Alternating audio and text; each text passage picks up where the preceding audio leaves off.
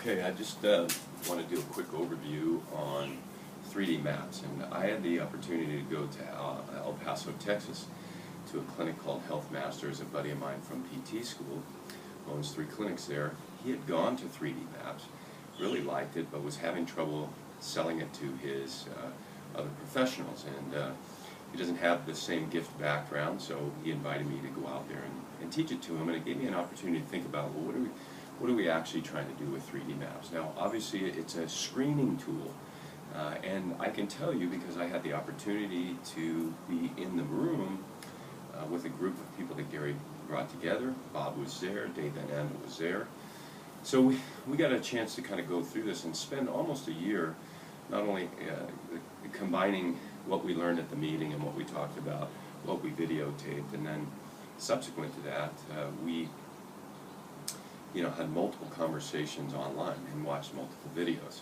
And so the end product is the 3DMAPS that you can see if you go to the class, or the 3DMAPS approach that you can see through Gary's website. Ultimately, it's just an opportunity for you to screen an athlete and look at their mobility and stability and neuromuscular control in the performance of a goal-directed behavior, which in this case is this three-dimensional look in all the planes of motion, left side versus right side. So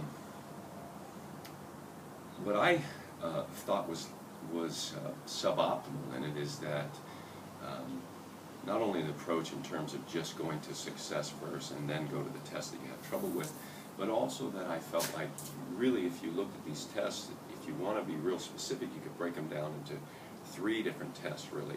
So let me give you an example. If we're looking at the sagittal plane, the anterior lunge with the bilateral overhead reach, you could look at just performing the test as looking at their neuromuscular control. So if we looked at motion, force, and time, you could think of it as a timing issue. If we position them and then drive locally at the different joints, say the ankle, the hip, or the thoracic spine, you're looking at motion. Is there a motion restriction? And then we progress to the balance and reach exercise or test, where you're looking at their stability or strength. So over the last few months looking at this, number one, trying to come up with a grading system, like how would you grade this? So the stability tests, I think, are pretty simple. We came up with a grading system. Would be 0 would be you would be unable to do the test. The 1 would be you'd be able to balance and do and if we're looking at, say, the anterior chain reaction on the left side, or let's make it the right so it's closer to you. Can they do the test with the posterior reach? That would be a 1. Can they do the test with an anterior reach of the lower extremity? That would be a 2. And then I would combine them. And the lowest level would be, the next level would be toe touch to toe touch, followed by no touch to toe touch, followed by, so it would be toe touch to toe touch to no touch, no touch to toe touch, and no touch to no touch. So those would be the 5 grades, 0 to 5.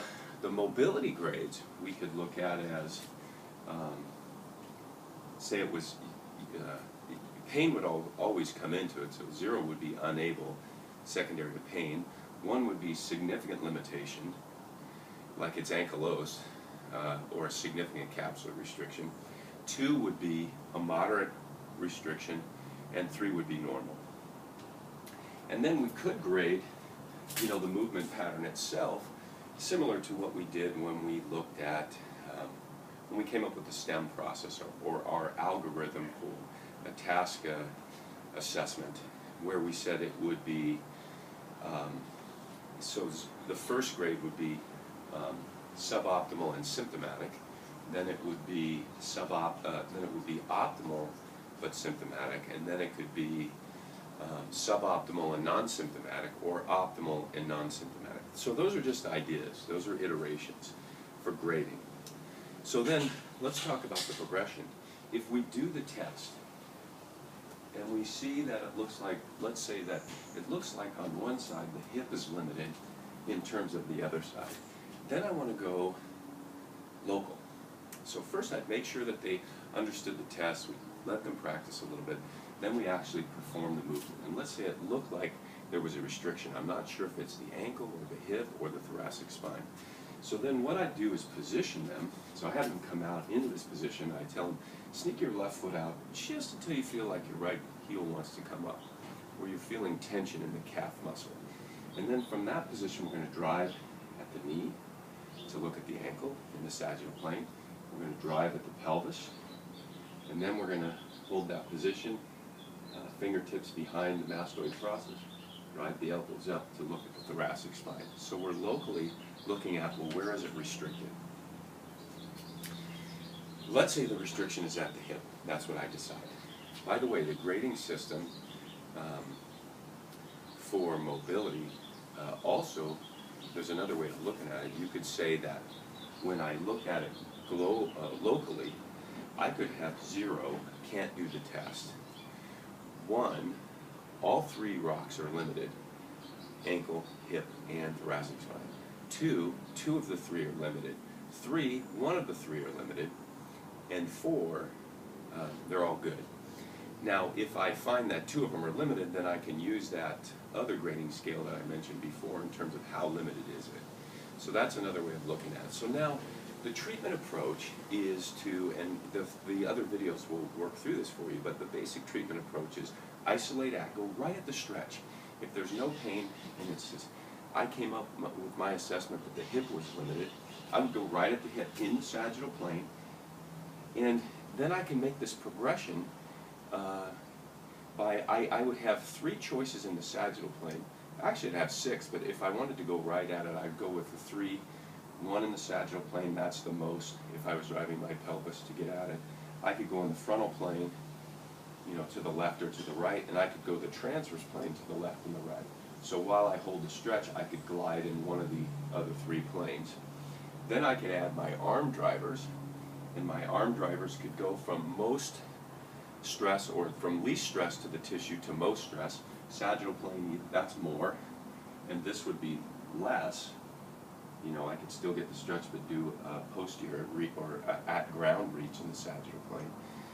I could go in the frontal plane with my arms, same side versus opposite side, and I could go the transverse plane, same side versus opposite side. So I could have up to 6 drivers in all 3 planes, or 2 drivers per plane.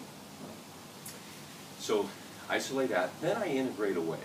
So then the goal is to do the pattern lunges, and what I would do is figure out for the hip, for instance, what it looks like to me is if I do the same side lunge, that feeds the anterior hip. These subsequent videos will show that, and a rotational lunge to the same side will feed that hip.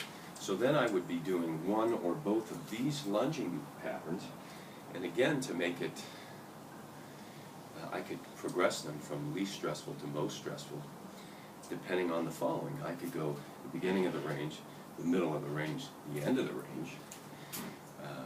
I could drive my upper extremity in one of 3 planes, so I could go sagittal there or there. I could go frontal there or there, and I could go transverse here or here. So we would give them a progression for the practitioner from, say, 1 to 6. We can give them a progression that goes, this would be from least stressful to most stressful, and they could pick anywhere in there where they wanted to start. And the other one that would feed the front of the hip would be the rotational lunge. Again, I could go beginning, middle, or end of range, and then I could take my drivers sagittal, frontal, or transverse in either one of those, and in subsequent videos we'll talk about what seems to create more stress versus less stress, eventually coming back to the test that was most limited. So that is the approach, is isolate out with stretching, integrate away with movement patterns, and then integrate to for mobility deficits. For neuromuscular control deficits, we're just going to use the test, and what we can do is, again, use beginning, middle, or end. We can do the test with just the lower extremity driver, or we could do the test with just the upper extremity driver, and then combine them. And if we wanted to, you know, we could throw in the other 2 planes with drivers as well. And then with the stability, you know, we would start with Wherever they failed, that's where you would start. So if they failed here, we would start with just the overhead reaches with the upper extremity, or we'd then go to the lower extremity reach without the upper extremity, and then the combined reaches where it would progress from toe touch to toe touch, combining the arms, toe touch to no touch to toe touch, and the most difficult would be no touch to no touch. So that's a quick overview.